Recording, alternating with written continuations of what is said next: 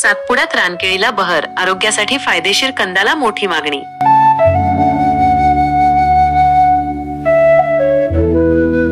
रवींद्र वळवी, मोलगी प्रतिनिधी.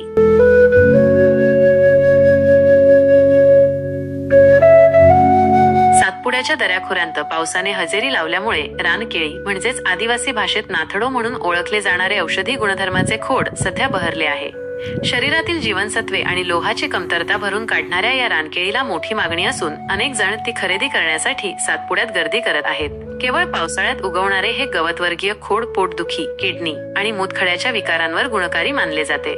मीठ घालून खाल्ल्यास याची चव कच्च्या केळीसारखी लागते, तर शरीरात पाण्याची कमतरता झाल्यास अनेक जण याचा वापर करतात. खोडाच्या वरच्या बाजूची पाने भाजी म्हणून शिजवूनही खाल्ली जातात. सध्या अक्कलकुवा ते मोलगी रस्त्यावरील डाब आणि देवगोई घाट परिसरात या कंदाची मोठ्या प्रमाणात विक्री सुरू आहे, ज्यामुळे खरेदीसाठी या मार्गावर येणाऱ्यांची गर्दी वाढत आहे.